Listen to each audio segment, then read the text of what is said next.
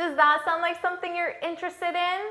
Well, that's exactly what we're going to do in today's video, because when you learn English by listening to native English speakers, you really take your English to the next level. You learn natural expressions, how to use them in context, and you learn the pronunciation as well. Plus, you learn how to understand them at a fast-paced, natural speech. You do all this in one simple exercise. How awesome does that sound?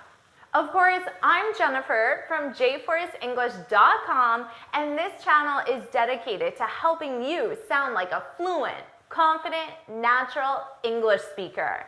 Now, before we go any further, make sure you subscribe and hit that bell notification so you're notified every time I post a new video. Now, let's dive in and get started with today's lesson.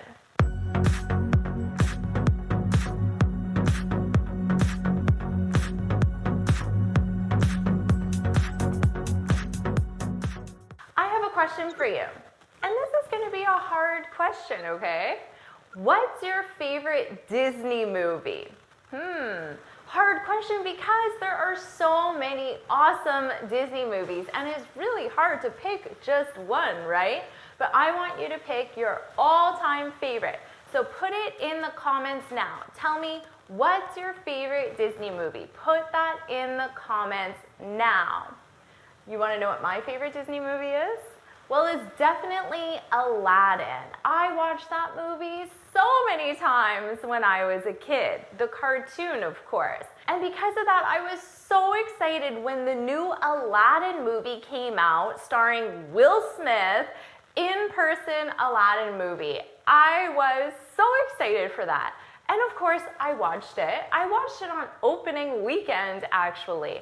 And because Aladdin's my all-time favorite Disney movie, I also use this with my students in the Finally Fluent Academy. So my students and I, we studied a clip that was comparing the old version of Aladdin to the new version of Aladdin and pointing out all the differences.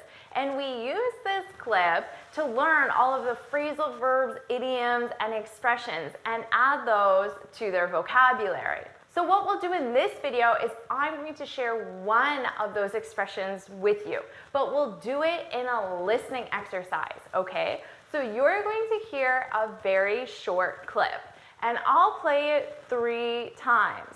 Now, all I want you to do is write down the missing word. So here's the sentence, and there's one word missing. This should be pretty easy, right? We'll see. Maybe it will be, maybe it won't be. We'll find out. So I'll play it 3 times, and I want you to put that missing word in the comments, okay? So put that word in the comments. Are you ready? Are you ready to go? Okay, so let's get started. I'll play it 3 times and put that word in the comments. Let's go. He doesn't just dodge a rolling tower. He doesn't just dodge a rolling tower. He doesn't just dodge a rolling tower. So, was it easy? Was it difficult? Did you find that missing word? Well, I'll find out after when I read all the comments and see if you got it. Now, here's the missing word. He doesn't just dodge a rolling tower. Now, maybe you heard this word, dodge, but you probably didn't know how to spell it with that silent letter there, right?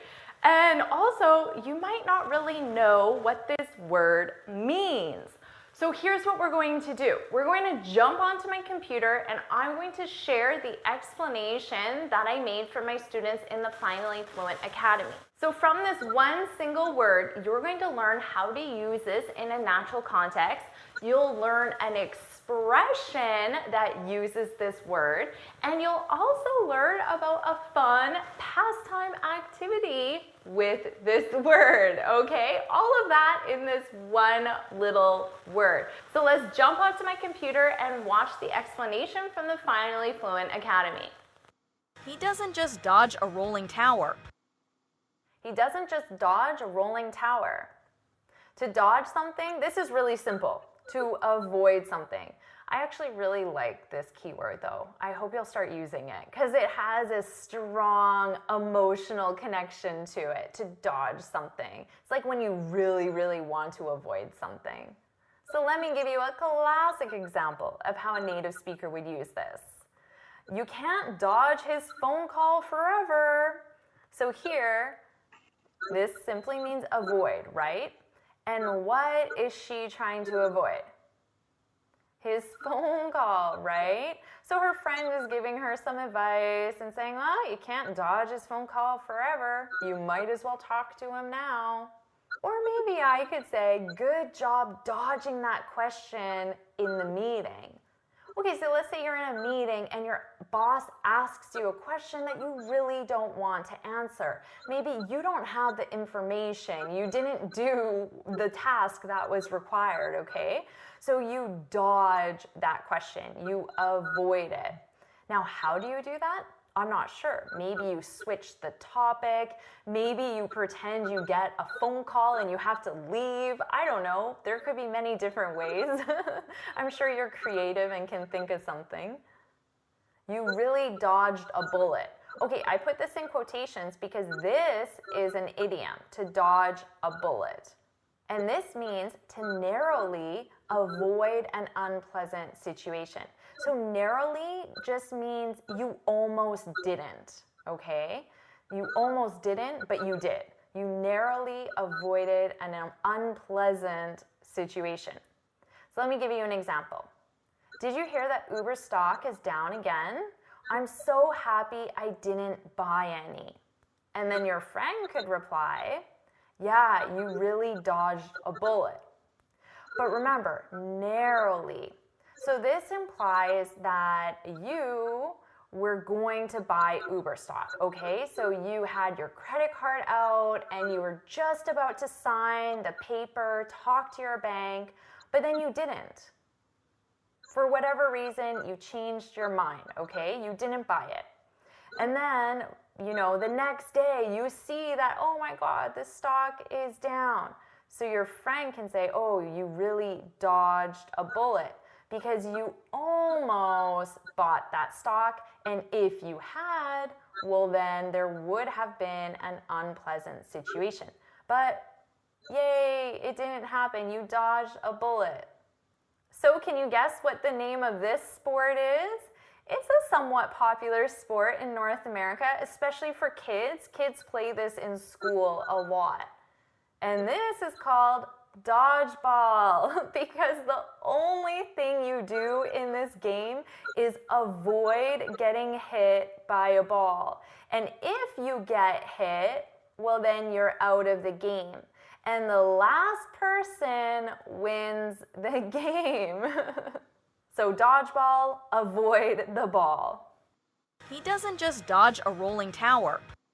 All right, there you go. Now you know how to take this one little word, use it in a natural context, use it as an expression, and also you can call up your friends and say, hey, you want to play dodgeball this weekend? Now you have a fun new activity as well. And I'll just let you know that dodgeball is every kid's favorite activity to play in gym class. So we play this in gym class when we're little kids, and oh, it's such a fun game. So you can have some fun playing it with your friends as well. All right.